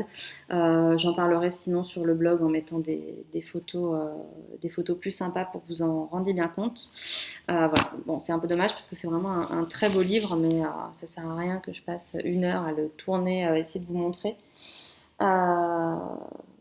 Donc voilà pour le tricot et donc on passe à la dernière partie, layette. Donc en layette, j'ai fait pas mal de choses. Donc il faut savoir, je l'ai déjà dit mais je le répète parce que beaucoup de gens me demandent, que on nous a bien annoncé une fille. Je pense que j'étais à... Je sais plus, je suis pas vraiment les semaines, les trucs comme ça. Mais j'étais à 4 mois de grossesse révolue. Donc j'étais au début du 5e mois de grossesse, pas d'aménorrhée, quand on nous a dit que c'était une fille. Néanmoins, mon médecin n'était pas prêt à signer avec son sang que ce serait une fille. Il nous a dit que pour lui c'était une fille, mais qu'il n'était pas convaincu. Enfin, qu'il n'était pas à 100% sûr et que ce serait à l'échomorpho qu'on saurait. Et moi, l'échomorpho, on l'a fait de façon très très tardive. C'est-à-dire qu'en fait, je sais pas pourquoi, mais l'hôpital et le pâté de maison à côté de chez moi. Donc ça, c'est très pratique. Ça n'a rien à voir avec ce que je vous raconte d'ailleurs. Mais les rendez-vous, en fait, j'ai eu, donc pour les échographies, il y a des laps de temps de telle semaine à telle semaine. Et moi, en gros, pour la première écho, ils m'ont pris la dernière semaine du délai. Et du coup, là, ils me prennent la dernière semaine du délai, encore une fois. Donc, du coup, on y va le 3 juillet. Et je serai au toute fin du 5e mois, puisque moi, c'est le 4, je crois, le 4, ils sont pas tout à fait d'accord entre le 4 et le 11, que je change de mois. Donc en tout cas, le 3 juillet, le 3, oui, ça, le 3 juillet, on sera vraiment quasiment le dernier jour du 5e mois.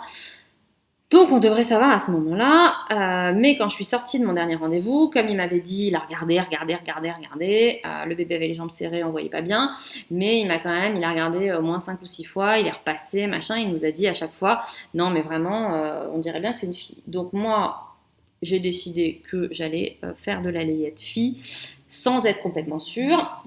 Donc au début, bon bah voilà. Et puis là, je commence à flipper un peu. Pas flipper, enfin je veux dire, si c'est un garçon, enfin comment dire, si c'est un garçon, on sera ravi, c'est pas du tout la question. C'est juste que j'ai acheté plein de trucs pour faire du rose. Donc je me dis, ce sera un peu con. Bon, pour le moment, j'ai fait une vraie tenue fille, mais j'ai acheté beaucoup de tissus filles en fait. J'ai pas fait grand chose, donc je pense que je vais peut-être mettre un peu en stand-by les tenues fifi avant d'être sûre. Parce qu'en fait, la raison, c'est que des tas de gens dans mon entourage me disent oh, mais enfin, moi je connais machin qui au 4e mois c'était une fille et ça s'est transformé en garçon, ou le garçon qui s'est transformé en fille et du coup, ça se trouve, ça va être un garçon et t'auras fait des tonnes de trucs pour filles et c'est un drame. Alors, c'est pas un drame, hein. Moi, je me serais fait plaisir à faire des trucs pour filles et puis après, je me ferai plaisir à faire des trucs pour garçons. Mais en tout cas, là, c'est vrai que je suis un peu pressée d'être au 3 juillet pour avoir la certitude et puis pouvoir se mettre voilà, sereinement dans les vêtements pour bébé. Donc, je vais vous montrer couture et tricot un peu ensemble, je pense, parce que tout est voilà, ensemble. Donc, en fait, en tenue vraiment fille, finalement, j'ai pas fait tant de choses que ça, puisque j'ai fait un ensemble. Hop, hop, hop. Donc, je l'ai déjà montré sur Instagram et sur le blog. J'ai fait 2 leggings, d'ailleurs, je peux voir le deuxième. Oui, c'est ça. J'ai fait un legging en taille 1 mois, je crois, où j'ai dû faire 3 mois et 6 mois. Donc, un petit legging rose en taille 3 mois et un autre en taille. Je sais plus, non, je sais plus si j'ai fait 1 mois et 3 mois ou 3 mois et 6 mois. Je l'ai noté pour pas me tromper. Donc, ça, c'est des modèles auto-bray. Je vais tout vous montrer après en détail. J'ai fait une petite robe. Donc là, le legging, c'était dans du jersey de coton de chez Little Fabric.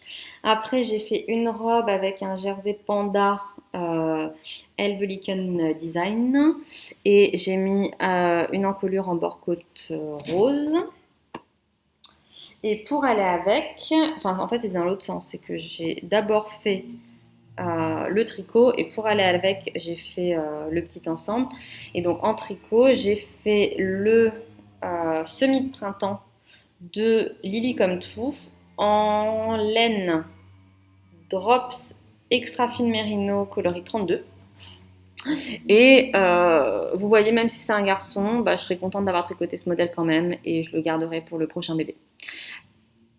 Je ne sais pas si j'aurai un prochain bébé, peut-être que je l'offrirai, mais j'ai tellement aimé tricoter ce modèle que ben, tant pis. Ça m'a fait plaisir, je l'ai fait en quelques jours. C'est un petit gilet qui est trop adorable, avec voilà, un point texturé. Les finitions sont juste ravissantes, avec un ourlet en dents de chat. C'est comme ça qu'appelle Julie, qui fait une finition super jolie sur le devant et sur le derrière, enfin sur l'endroit et l'envers. On a un raglan, je suis désolée, il y a des travaux, j'espère que ça ne vous dérange pas trop. On a un raglan là tout du long qui est fait avec. Enfin, j'en avais jamais fait comme ça avec une technique qui est toute facile mais qui fait un petit rendu mignon. On retrouve l'ourlet en dents de chat au niveau des manches et on a une finition du col en nicor. On accorde. C'est adorable. J'ai adoré tricoter ce modèle. Je l'ai tricoté hyper rapidement. J'ai fait la deuxième taille, il me semble, 3 mois, 3-6 mois. J'ai mis des petits boutons nacrés que j'ai achetés chez Little Fabric aussi. Et la seule modification que j'ai faite par rapport au patron, c'est que pour avoir justement la finition là, des bords de manche en dents de chat, il faut tricoter les manches à plat. Et moi, j'avais pas envie, donc j'ai fait juste la partie ourlée à plat.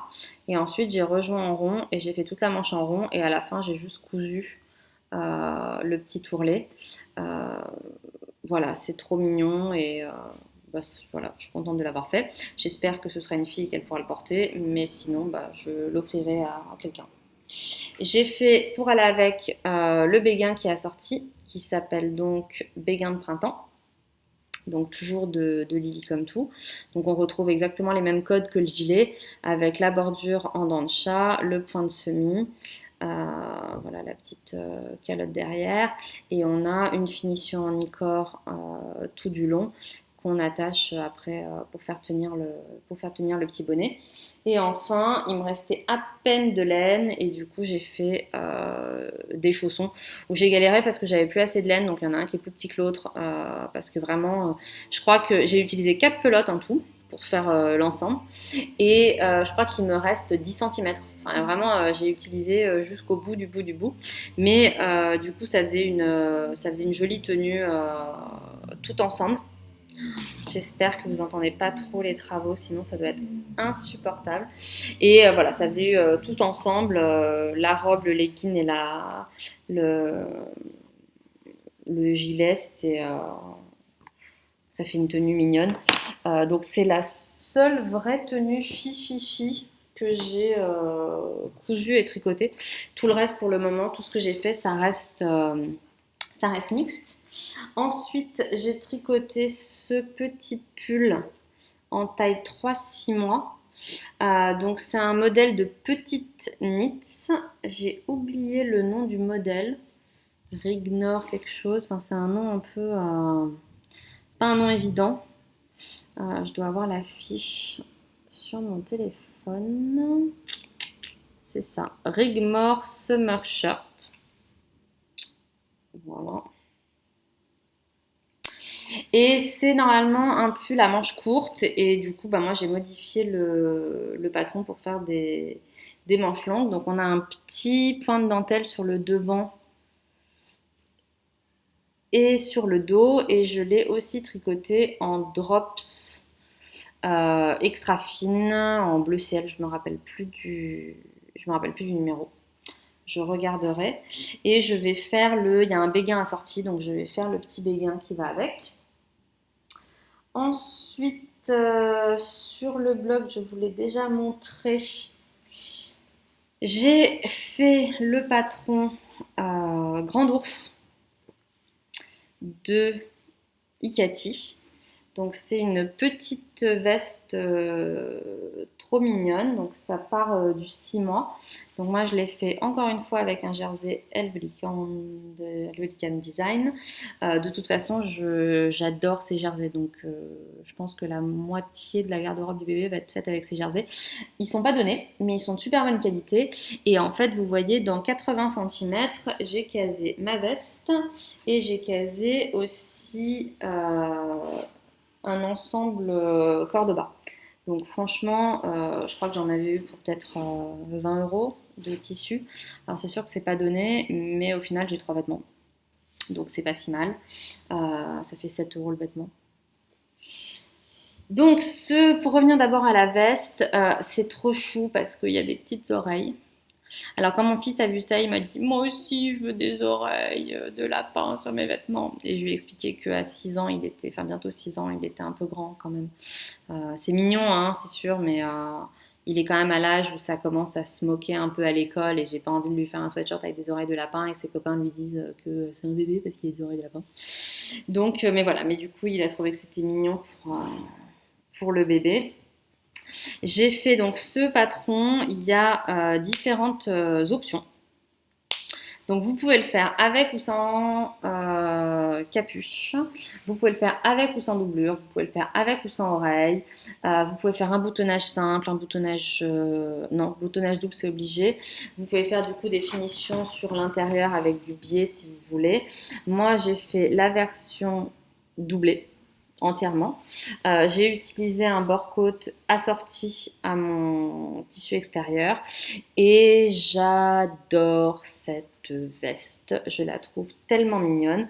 Donc ça fait typiquement partie des vêtements où j'attends d'avoir confirmation de garçon ou fille avant d'en faire une deuxième.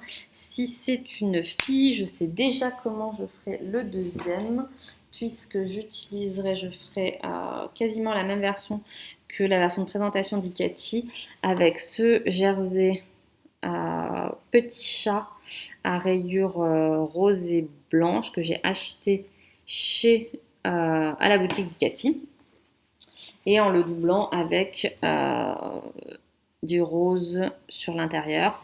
Mais voilà, je vais quand même attendre d'être sûre et certaine.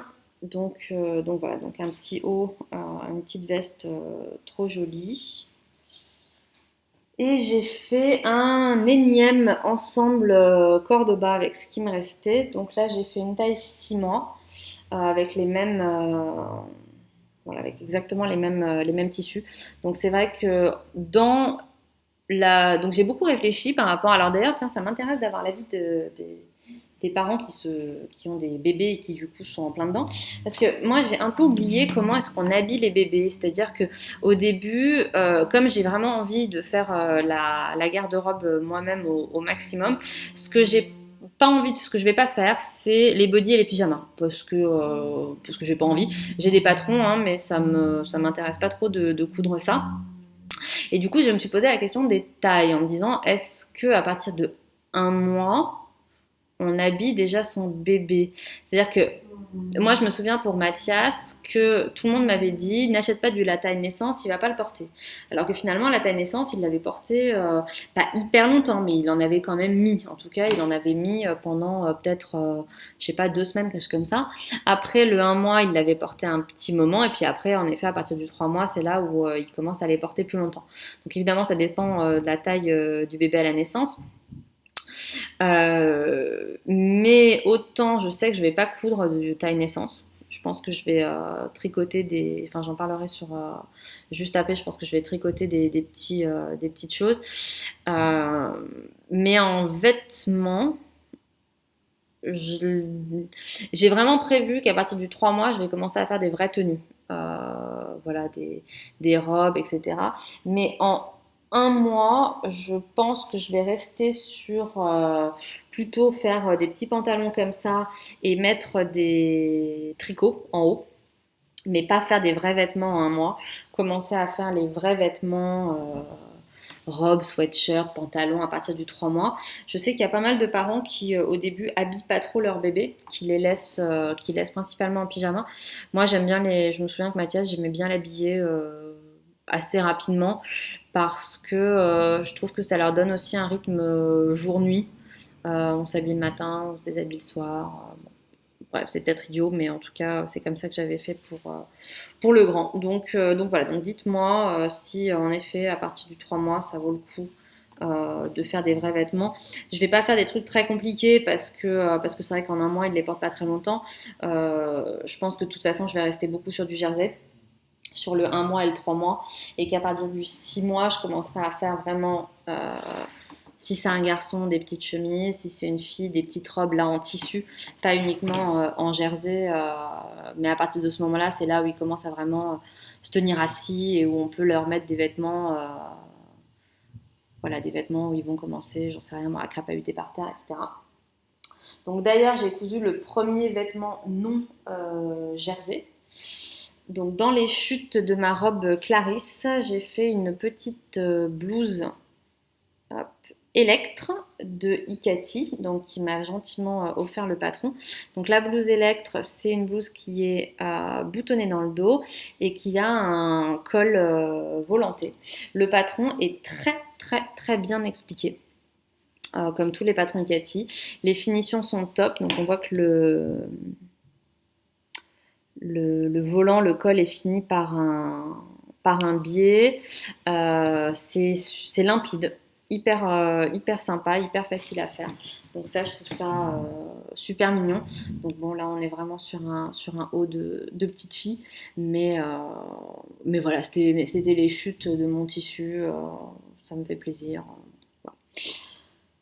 Donc ça, c'est tout ce que j'ai fait pour bébé. Donc je vous montre la pochette de Electre. Donc c'est un patron qui va du 1 mois au 4 ans.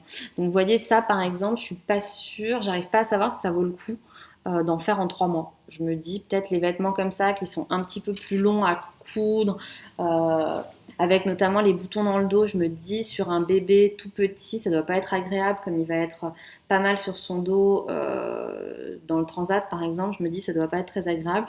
Donc ça fait partie des vêtements où je me dis peut-être que ça vaut pas le coup en 3 mois. En 1 mois, clairement, je le ferai pas. En 3 mois, je sais pas si ça vaut la peine. Donc les mamans, dites-moi ce que vous en pensez. Ensuite, en tissu que j'ai acheté, donc je vous ai montré celui avec les petits chats, et j'ai aussi acheté toujours chez Ikati 2 autres jerseys Elvelicand. Donc j'ai acheté les feuilles que j'ai déjà cousues en bleu, j'en ai acheté en rose, et j'ai acheté, celui-là je l'adore, les flamands rose sur fond mint que j'aime énormément.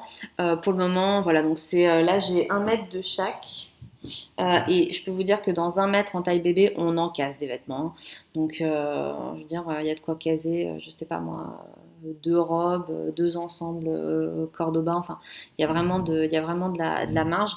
Mais je vais attendre un tout petit peu d'être bien sûr que c'est une fille. Ça fait beaucoup rire mon chéri qui passe son temps à me dire non mais arrête, il nous a dit que c'était une fille. Il nous l'aurait pas dit s'il y avait un énorme doute.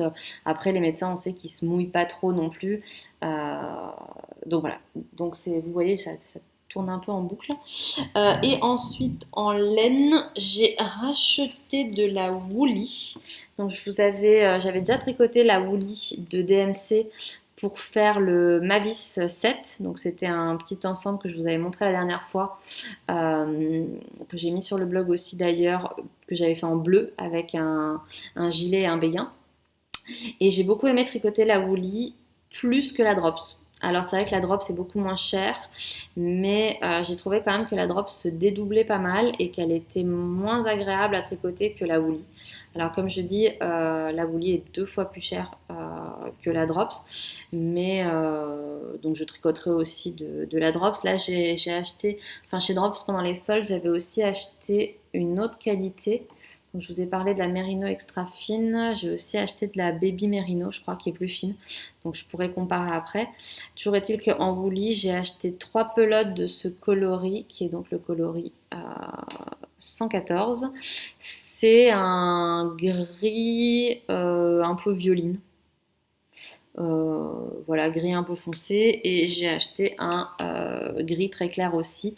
Donc là, c'est le coloris 121 et je vais faire des lil kimono avec ces pelotes parce que comme je vous disais tout à l'heure, je pense pas faire une tonne de, je pense pas tricoter énormément de naissances parce que bah, c'est pas hyper motivant, le bébé il va vraiment pas les porter longtemps, donc je vais faire je pense 3 lil kimono parce que ça va très vite et que c'est joli et que je trouve que c'est parfait pour les tout petits puisque il n'y a pas de boutons, ça se passe pas par la tête, ça s'accroche sur le côté avec des liens. Donc je vais faire ces 2 coloris-là et quand on saura avec certitude si c'est un garçon ou une fille, j'en ferai soit un plutôt fille, soit un plutôt garçon. Et puis je mettrai les liens, pareil, j'attendrai de savoir pour choisir les liens que je mettrai sur les kimonos. Mais en tout cas, voilà, plutôt des couleurs neutres pour commencer. Et en dernier, je voulais vous parler du coup des magazines Autobré que j'ai achetés. Euh, donc j'ai fait en fait, j'en ai acheté 3. J'ai fait une sélection en allant sur leur blog et puis après je me suis rendu compte que sur le site de Motifs Personnels, les caractéristiques de chaque magazine étaient encore plus claires puisqu'il y a carrément la planche. On voit la planche avec la liste complète de tous les patrons qui sont disponibles dans le magazine. En fait, on a ça sur le site de Motifs Personnels. Donc moi j'ai commandé les 3 chez Motifs Personnels et en fait j'ai passé pas mal de temps à faire ma sélection parce qu'ils ont un historique, il y en a des tonnes. J'ai passé pas mal de temps à faire ma sélection parce que je me suis rendu compte que en fait comme c'est quasiment que des patrons en jersey qui proposent, assez rapidement on tourne en rond. Donc je pense que c'est le genre de magazine où si vous êtes abonné et que vous recevez 1 an de magazine, vous avez fait le tour des saisons, donc vous avez 4 magazines et vous avez déjà une bonne base de patrons de tous les âges, puisque ça va de 50 à 170 cm. Donc moi je me souvenais pas des tailles des enfants du tout à cet âge-là, mais ça va quand même en gros de naissance jusqu'à bonne adolescence. C'est-à-dire que moi la taille 170 je ne l'ai jamais atteinte, par exemple, je me suis arrêtée en route. Et là vous voyez le nombre de patrons qu'il y a sur un magazine, ça vous donne une idée de voilà, quand vous en avez 4, vous avez déjà beaucoup de choses. Donc moi j'ai fait une sélection pour avoir des patrons qui me plaisaient pour le bébé, mais aussi quelques patrons pour Mathias. Donc je vais vous montrer ceux que j'ai sélectionnés. Donc là, c'est le numéro le numéro hiver 6 2016. Donc je l'ai pris parce que j'aimais bien ce modèle-là. Pour mon grand garçon. Donc c'est un sweatshirt zippé. Et ensuite, pour bébé, il y avait tout ça que j'aime beaucoup. Donc on a une petite veste, on a une robe cache-cœur, une petite robe toute simple avec un empiècement et le petit bonnet qui sont super mignons. Et ça va de la taille 62 à 92. Et ensuite, il y avait tout ça aussi qui est super mignon. Avec, donc vous voyez, je vous ai dit des patrons de body, mais ça, j'en ferai pas. Mais j'aime bien le bas avec les petits pieds. Donc ça, je pense que je ferai justement, ça commence en naissance. Donc ça, j'en fais peut-être 2 ou 3 en taille naissance. Et puis après, un peu en taille 1 mois. Parce que c'est quand même trop mignon. Après, dans ce numéro-là, qui est printemps numéro 1 2015, donc j'aime beaucoup la veste en couverture, donc pour Mathias. Donc j'ai des tissus en plus pour la lui faire. Donc ça, j'aime bien. Pour bébé, il y avait justement le patron du legging que je vous ai montré tout à l'heure, c'est celui-là. Et on voit qu'il y a d'autres modèles. Bon, après, ces deux-là, c'est quand même trop proche du modèle Cordoba, donc moi, je pense pas que je les ferai. Après, hop, on a, ça, c'est les modèles que j'ai fait, que je vous ai montré tout à l'heure. Donc, hop, on retrouve le petit legging et la petite robe que j'ai faite avec les pandas, c'est ces deux modèles-là. Et puis, il y a un petit gilet qui est mignon aussi. Et après, on a aussi des petites combinaisons. Ou ça, pour les premiers mois, je trouve que c'est mignon et c'est pratique. Enfin, on va voir comment ça s'ouvre. Et donc, le pull, enfin, la veste à capuche pour Mathias. Et dans le dernier, qui est donc le printemps numéro 1 2016, pour Mathiasou, il y a ce sweatshirt à capuche et qui est ouvert sur le devant. Et ensuite, pour bébé, il y a tout ça qui est juste trop mignon. Voilà, donc on a 2 petites robes et un petit t-shirt. Ah oui, c'est ça. Donc on a, on voit le modèle là. Donc on a un t-shirt, une robe, une deuxième robe un peu tunique et encore un petit bas. Qu'est-ce que j'ai noté d'autre? Alors ça, je ne sais pas si je ferais ou si j'achèterais, mais c'est mignon. On a une sorte de combinaison pilote. Et en dernier, voilà, on a ce genre aussi de combinaison que j'aime bien, donc je pense que je ne ferai pas la poche. Mais vous voyez qu'avec 3 magazines, on a quand même déjà pas mal de quoi faire pour un bébé en termes de patron. J'ai commencé à en décalquer certains. Alors je trouve que les planches sont pas mal faites. On n'est pas sur, comme chez Burda, où il y a une planche qui est absolument illisible. Là, il y a quand même à chaque fois plusieurs planches. Donc, ça reste, bon, je veux dire, évidemment, il y a quand même beaucoup de patrons sur une planche qui sont tous superposés, mais j'ai pas trouvé ça insupportable. Les marges de couture sont pas incluses, donc il faut les rajouter à la main. C'est un peu pénible, mais pareil, c'est pas infaisable. Et pour 12 euros, on a, je sais pas moi, 30, 40 patrons et qui sont sur une grande variété de tailles. Donc ce que j'ai fait pour le moment, c'est que en gros, j'ai passé une après-midi entière à décalquer des patrons et je décale directement dans 2 ou 3 tailles. Comme ça, au moins, c'est fait. Je suis sur la planche. C'est des toutes petites pièces, donc ça va vite. Et du coup, le legging, je crois que je l'ai décalqué en 3 mois, en 1 mois, 3 mois, 6 mois, quelque chose comme ça.